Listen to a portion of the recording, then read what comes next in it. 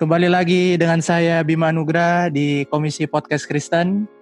Nah, ini adalah segmen baru, yaitu saya ingin membahas masalah-masalah di kehidupan, namun bukan hanya dari sudut pandang teologi, tapi juga dari sudut pandang hukum.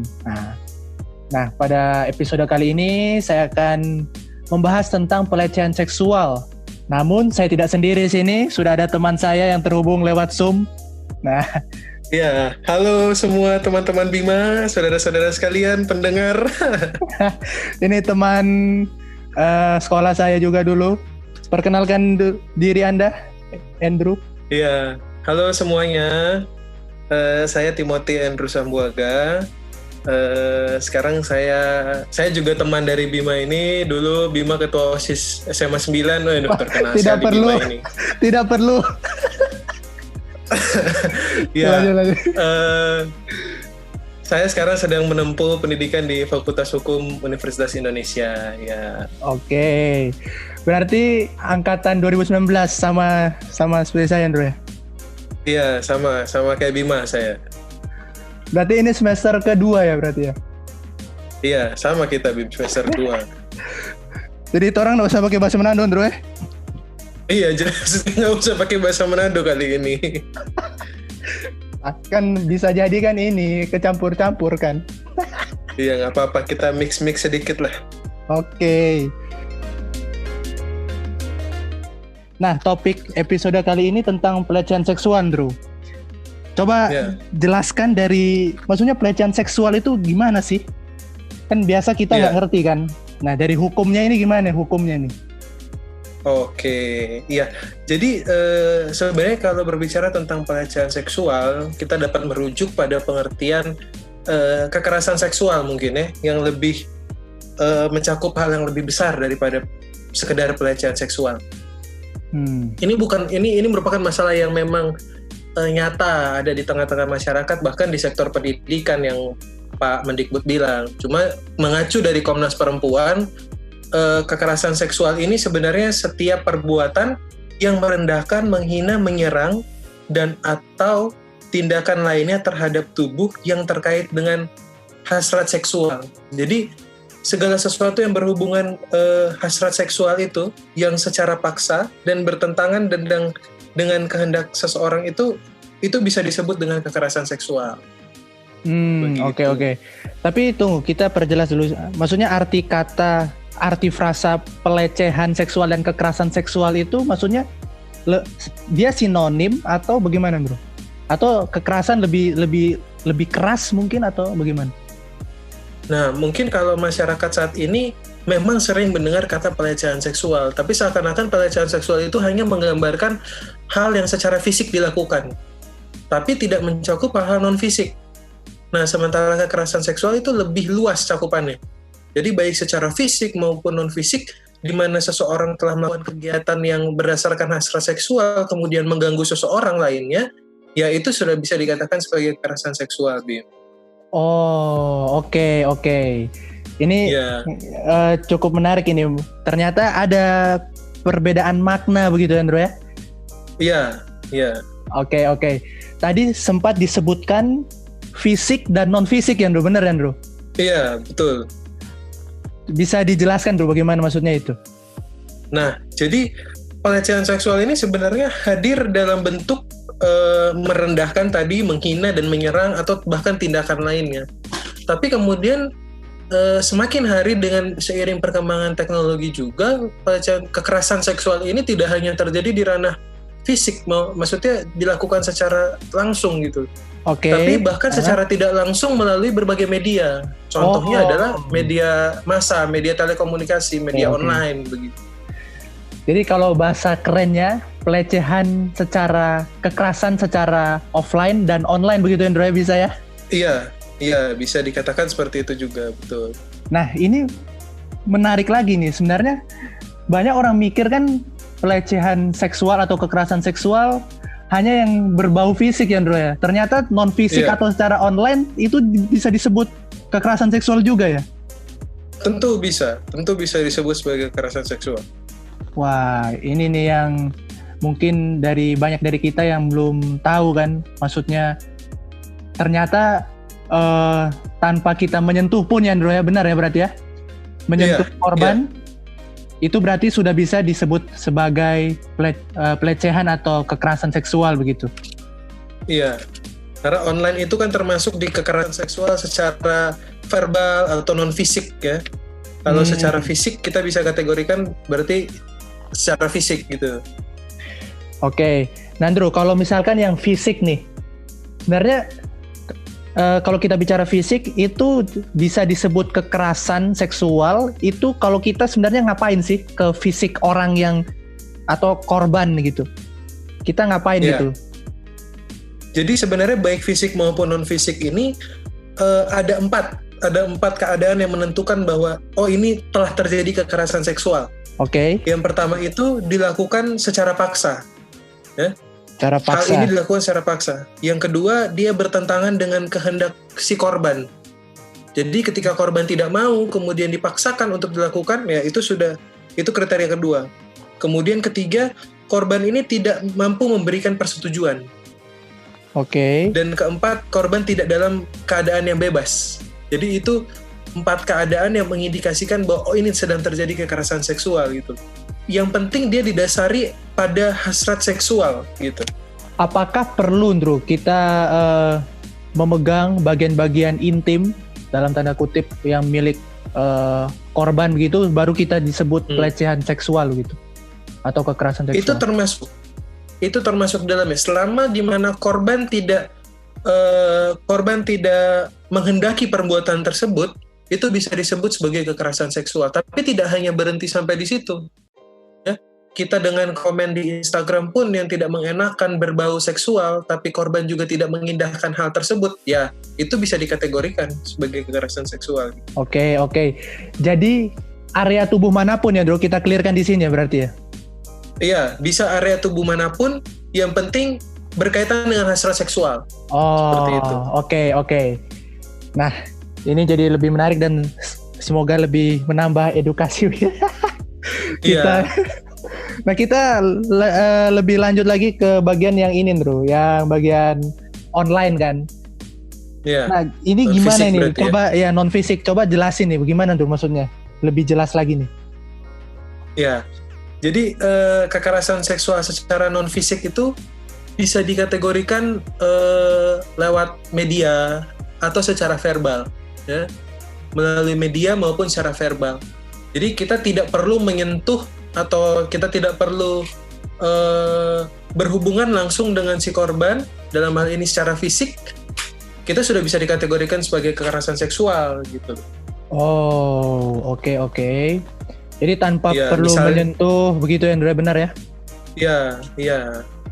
Misalnya gimana, Andro? Misalnya kalau secara verbal kita bisa lihat misalnya dalam satu tongkrongan ada tongkrongan yang heterogen, ada laki-laki dan perempuan gitu. Kemudian kita berbicara tentang bagian vital atau bagian intim dari salah satu gender misalnya. Ya, jika korban dalam hal ini orang yang didiskusikan itu tidak setuju, ya itu bisa dikatakan sebagai kekerasan seksual gitu secara verbal. Jadi di tengah diskusi, di tengah tongkrongan kita, ketika kita ngobrolin tentang ini begini tentang hal-hal yang berbau seksual, kemudian ada yang tidak setuju, ya itu bisa dikategorikan sebagai kekerasan seksual. Oh, bahkan ketika hanya berdiskusi, berbicara seperti biasa ya, Andro ya, bisa terjadi itu. Bisa terjadi jika ada orang yang merasa terhina, atau ada orang yang merasa direndahkan, atau ada orang yang merasa diserang gitu. Oh, begitu. Oke. Ya, itu secara verbal. Dan secara, kalau misalnya kita pakai media, ya biasanya melalui sosial media kita, lewat berbagai fasilitas dan sarana gitu loh. Ya, lewat Facebook, Instagram gitu, Andro ya, benar ya? Iya betul. Lewat Twitter, Facebook, Instagram.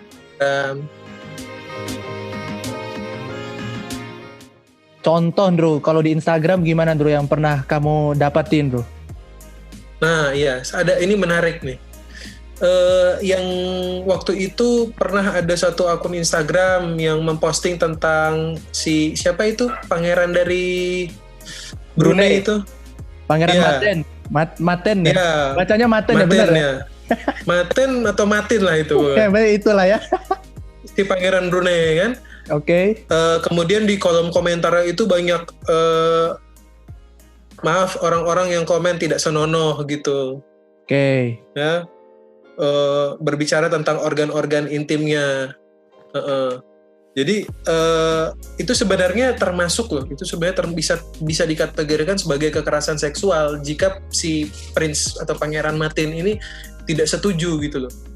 Ini bisa dikategorikan sebagai kekerasan seksual gitu. Oh, oke. Jadi kita harus melihat segala sesuatunya dari sisi si korban gitu.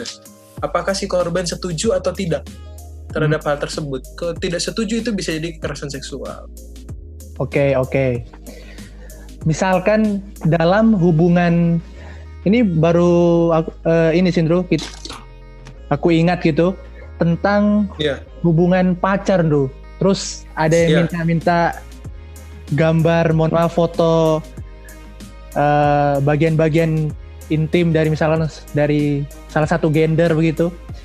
Nah itu walaupun dalam hubungan pacar gimana bro, maksudnya itu bisa nggak?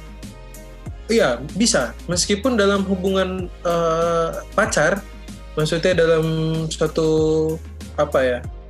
Dalam kalau orang dekat lah gitulah, orang udah dekat gitu kan.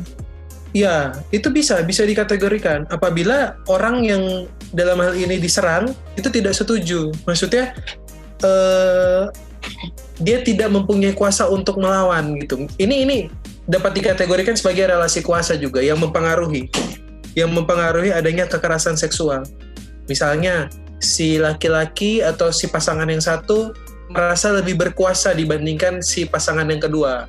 Kan? Si pasangan, misalnya laki-laki dan perempuan, si laki-laki merasa lebih berkuasa dari perempuan. Dia bisa saja bilang, oh saya pacar kamu, saya ini kamu, saya punya gambar-gambar kamu yang dulu, saya bisa sebar. Nah itu ada relasi kuasa berarti kan? Si laki-laki ini seakan-akan berkuasa atas perempuan ini. Iya, mengintimidasi. Nah itu karena dia berhasrat seksual dalam hal ini memiliki hasrat seksual, itu bisa dikategorikan sebagai pelecehan seksual atau kekerasan seksual. Oke. Jadi misalkan dia ngechat nih bro, dia udah minta foto bagian ini yang nah itu sebenarnya misalkan si cewek ini belum balas nih. Si cewek belum balas, apa yang dilakukan oleh si cowok ini sebenarnya udah pelecehan atau belum sih? Pas dia ngechat minta begitu. Seketika pas dia meminta itu dan seketika pada saat korban merasa risih atau merasa tidak setuju atau merasa direndahkan, dihina atau diserang, itu sudah dikategorikan sebagai pelecehan atau kekerasan seksual. Sebenarnya orang Kristen yang entah dia yang laki-laki atau perempuan seharusnya tidak akan memberikan persetujuan sih untuk melakukan hal-hal seperti itu, bahkan hanya memberikan foto tanpa di luar hubungan pernikahan. Iya. Jadi ya itu sih, maksudnya harus ada kesadaran juga kan dari kita kan. Iya, kesadaran dari diri masing-masing gitu. Ya kita sebagai orang Kristen harus menjaga kekudusan dalam berpacaran. Betul. Saya sepakat. Oke. Kita coba lanjut lagi Hendra. Iya. Bagaimana dengan misalkan ini saya menemukan korban pelecehan. Nah dia harus ngapain bro? Nah jadi sebenarnya korban pelecehan seksual itu harus diperhatikan secara serius ya. Nah, ada beberapa langkah misalnya. Yang pertama itu bisa kita sebagai korban itu bisa mencari tempat yang aman. Jika terjadi kekerasan seksual harus cari tempat aman. Ya. Lebih spesifik apa bro? Misalkan bro, tempat aman di sini? Seaman mungkin. Maksudnya adalah menghindar dari si pelaku itu, gitu loh. Menghindar dari si pelaku dan menghindar dari ancaman-ancaman lain yang mungkin bisa dapat timbul. Oke. Yang kedua, kemudian kita bisa mencari pihak-pihak yang dapat membantu. Saya dalam keadaan darurat, kita bisa cari teman yang sudah kita percaya, keluarga, gitu, kerabat, atau bahkan bisa sampai ke layanan darurat, gitu. Bisa. Kemudian Yang ketiga, berceritalah, mulai bercerita, speak up, mulai bercerita kepada orang yang benar-benar dipercaya. Dan satu hal yang saya perlu ingatkan bahwa korban tidak sendirian. Korban pasti tidak sendirian. Gitu. Kita harus tanamkan itu bahwa kita tidak sendirian gitu ketika kita menjadi korban. Oke, kemudian yang keempat, masih ada, Bro. Ya, yang keempat kita harus sadari bahwa ini bukan salah kita gitu. Kekerasan seksual ini terjadi karena pelakulah yang memilih untuk melakukan hal tersebut dan bukan salah kita gitu. Oke. Karena ini terjadi tanpa persetujuan kita. Dan yang terakhir, kita dapat menghubungi crisis center yang kita dapat percaya gitu. Misalnya kalau misalnya dalam lingkup kampus, kita dapat menghubungi crisis center yang diadakan oleh kampus. Ketika kita dalam lingkup masyarakat, kita bisa mengadu ke pihak yang berwajib seperti itu. Bisa polisi, bisa psikiater yang membantu kita untuk menenangkan hal, karena ini kan berdampak juga pada hal psikologis ya, dalam hal mental, psikis. Tadi saya tempat terpikir tentang Komnas Perempuan, bisa Andrew itu? Komnas HAM Perempuan ya, atau apa itu?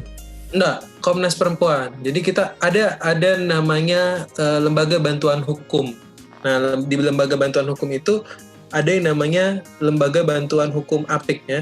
Lembaga Bantuan Hukum APIK ini merupakan Asosiasi Perempuan Indonesia untuk Keadilan, namanya APIK. Nah, kita juga bisa meminta bantuan ke situ jika dalam hal ini adalah perempuan yang menjadi korban. Saya pun laki-laki ya, kita bisa lari ke lembaga-lembaga bantuan hukum yang tersedia seperti itu. Nah, kalau dari segi Kristennya, sebenarnya orang Kristen juga bisa berturut serta aktif dalam juga menjangkau korban gitu. Ya, jadi betul. jangan sampai gereja malahan jadi tempat pertama korban ditolak. Bisa dikatakan. Tapi sebenarnya kita juga harus membantu mereka begitu. Entah hamba Tuhan, entah jemaat, siapapun yang tahu, kita harus turut serta untuk membantu mereka. Dan gereja juga turut serta dalam memulihkan spiritualnya bersama kepada Tuhan gitu. Betul. Tapi jangan hanya lari ke gereja, karena gereja maksudnya kita butuh sesuatu yang holistik. Jadi kita juga perlu psikiater, kita perlu orang-orang yang bekerja di bidang itu. Jadi jangan sampai kita hanya berpikir dengan berdoa saja tanpa melakukan apa-apa kita bisa sembuh ya Andrew ya. Maksudnya dari trauma gitu ya Andrew ya. Ya, saya sepakat karena ya kembali lagi ke prinsip yang pertama adalah ora et labora, kan kita harus berdoa dan bekerja juga gitu. Oke.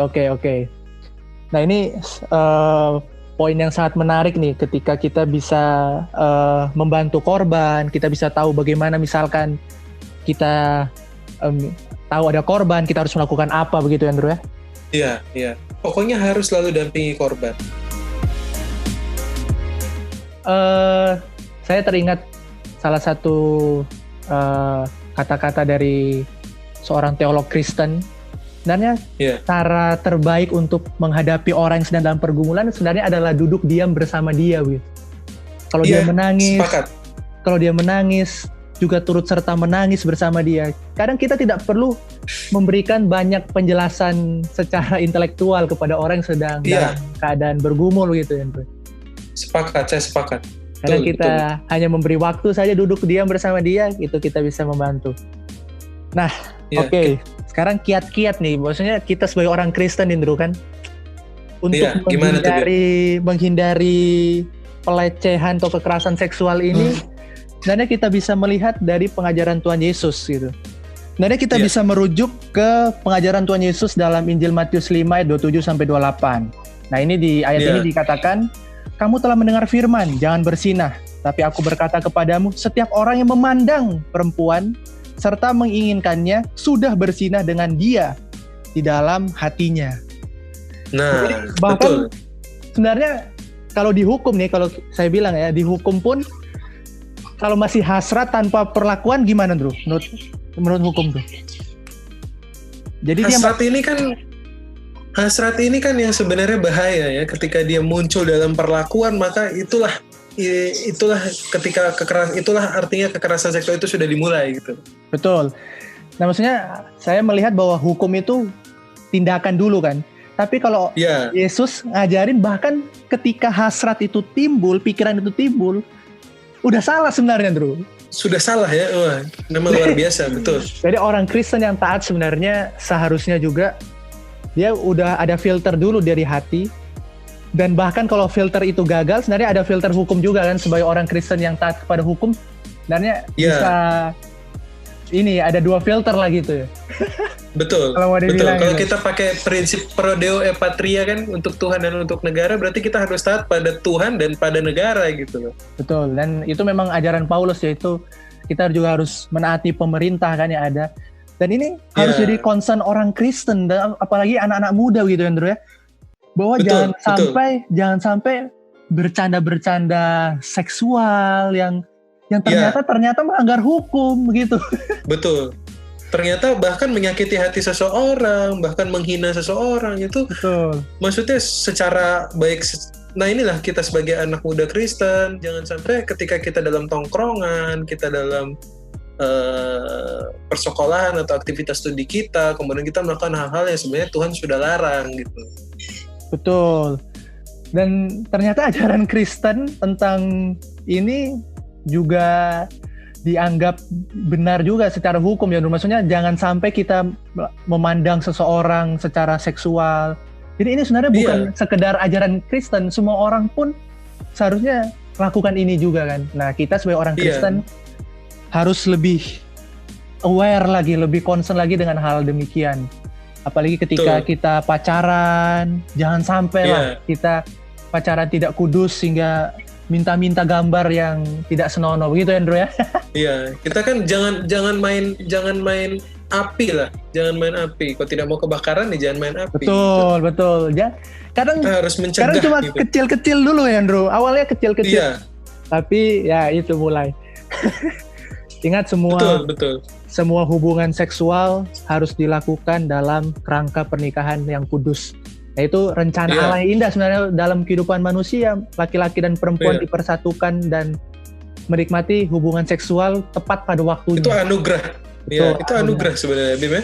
Jangan dilakukan sebelum pernikahan ya, Andrew. Benar ya, Andrew? Iya, betul.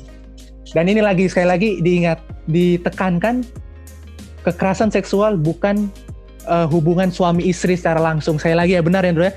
Tapi seperti yang dijelaskan tadi, minta-minta gambar hanya secara verbal, non fisik, itu pun sudah melanggar aturan, dan tentunya Tuhan Yesus juga tidak menyetujui hal itu.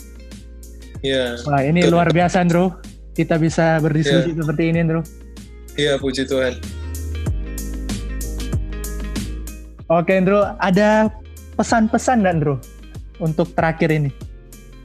Iya, pesan-pesannya ya, ini merupakan pelajaran buat semua orang, baik Kristen maupun non-Kristen, atau baik semua orang lah intinya, bahwa kita harus makin berhati-hati lagi. Ya. Kita harus makin berhati-hati lagi, baik dalam berkata, bertindak, bersikap. Pokoknya segala sesuatu itu jangan sampai kita menghina orang lain, merendahkan orang lain, menyerang orang lain, atau bahkan pun disertai dengan hasrat seksual gitu. Ya, kita harus lebih hati-hati lagi, dan ini juga tamparan, maksudnya peringatan buat para anak muda Kristen yang duduk dalam bagian legislasi atau bagian penyusunan aturan, di mana ya kita harus satu pandangan terhadap hal ini, bahwa kekerasan seksual bisa terjadi terhadap siapapun, dimanapun, dan kapanpun, sehingga kita harus melindungi para korban seperti itu. Oke, sangat baik, Andrew. Terima kasih atas waktu dan kesempatan yang terima kasih sudah juga diberikan. Kiranya Tuhan Yesus menyertai kita semua untuk melawan, tidak melakukan, dan membantu juga, Andrew. Membantu korban maksudnya di sini. Bantu korban. Kita harus bantu korban. Tahu korban. Untuk masa pemulihannya gitulah ya. Iya, betul. Oke, Andrew, terima kasih atas sekali lagi kesempatan untuk bisa hadir dalam podcast ini. Nanti terima next kasih episode juga, Bim. kita bisa bahas topik lain, bro, atau mungkin topik ini namun dalam perspektif lain begitu ya. Iya. Oke, Andrew. Betul sekali. Terima kasih banyak, Bima. Makasih banyak. Terima kasih telah mendengarkan podcast ini. Sampai jumpa di episode selanjutnya. Tuhan Yesus memberkati.